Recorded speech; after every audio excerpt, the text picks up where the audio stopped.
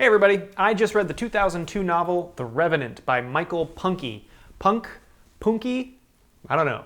And then I watched the 2015 movie of the same name, partly based on the novel. It's directed by Alejandro G. Inarritu, starring Leonardo DiCaprio and Tom Hardy. In this video, I'm going to compare both, and at the end I'll tell you which one I like better. Before we get into it though, please remember to like and subscribe.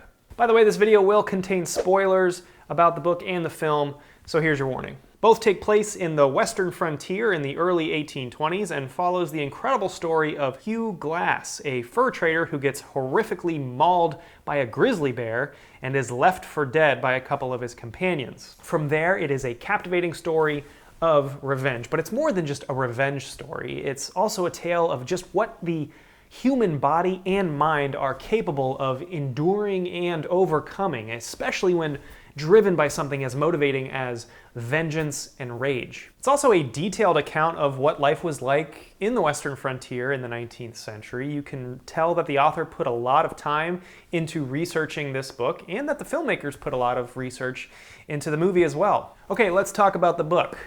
Well, actually, let's talk about the movie real quick, because if you've seen the movie, you remember that the movie starts with this incredible battle scene between some fur traders and the Arikara Indians, and there's this incredible tracking shot, great piece of filmmaking, but this attack scene is not how the book starts. This battle is briefly mentioned as something that occurs before the events of the novel have even started. The bear attack scene happens really early on in the book. It's like on page 23, and you really don't know the character of Hugh Glass that well at that point. And the description of the bear attack scene in the novel is blood-curdling. There's specifically a description of Glass's scalp having come off. The skin was so loose that it was almost like replacing a fallen hat on a bald man. You do eventually learn some things about Glass that are not in the movie. For example, you learn that he fell in love with geography as a young boy and dreamt of becoming the captain of a ship. He was also a sailor during the War of 1812 and eventually got into the pirate life. The book also gives a lot more insight into the villain, Fitzgerald, who's played by Tom Hardy in the film. Talks about how he was addicted to gambling and fell in love with a prostitute who he later killed in a rage, and then took the fur trading job to flee his gambling debt. You also learn a lot more about the character of Bridger, the younger guy in the group, played by Will Poulter in the movie. You learn that his mother, father, and older brother all died within a few months span when Bridger was just 13 and he had to basically raise his younger sister. There are some really harrowing and riveting sections of this book that never make it into the movie.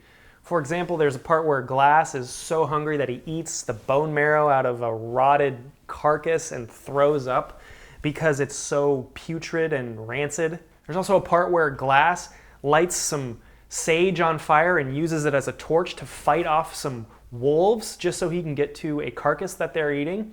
Really awesome part of the book, not in the movie. And when Glass finally meets back up with his old companions, he beats Bridger to a bloody pulp in the novel. That does not happen in the movie. The book and the film are actually really different from another. I mentioned at the beginning that the movie is only partly based on the novel. For example, the ending of the book, totally different from the movie, which we'll get to in a second, but at the end of the novel there's a big trial with 100 spectators watching in a military courtroom as Fitzgerald is tried for stealing Glass's rifle. He's about to get away with it, basically, and Glass gets so mad that he pulls out a concealed pistol and shoots Fitzgerald in the shoulder in the middle of the courtroom. Honestly, the ending of this book kind of pissed me off. I really enjoyed the book up until the end, and it's a revenge story at its core. Glass is throughout the whole novel, he's talking about how he wants to get his revenge on Fitzgerald especially, and the book ends with kind of no resolution. He doesn't get his revenge, and it ends fairly abruptly, and as the reader, I was pretty disappointed. Like I said, the movie came out in 2015, and Leonardo DiCaprio won his first Oscar, which was well overdue, for his portrayal of Hugh Glass, and it's kind of funny that DiCaprio won his first Oscar for this role, which he is pretty silent for a majority of the film. This is one of the most gorgeous looking films I've ever seen, and it did win the Oscar for Best Cinematography. And I have to give credit to the cinematographer, Emmanuel Lubezki. Very well deserved. The movie takes a lot of liberties with the story. I would say the biggest difference is that a main character is added to the movie. They give Glass a son, a half Native American son. And I understand why they added the character of the son, because it increases the drama in the film, because the villain, Fitzgerald, murders Glass's son right in front of him. And that intensifies the revenge factor in the film, because in the book, Glass is pretty much driven mainly by the fact that Fitzgerald stole his beloved rifle. So losing a rifle compared to losing a son, big difference. This film is filled with little wonderful, beautiful moments between characters, like a moment where Bridger leaves some food for an Indian woman, and the scene where Glass and his friend are catching snowflakes. And I would be remiss if I didn't talk about the bear attack scene in this film. It is some of the best filmmaking and especially CGI work that I've ever seen. It is the scene that was in all the trailers and got me to want to go see this movie.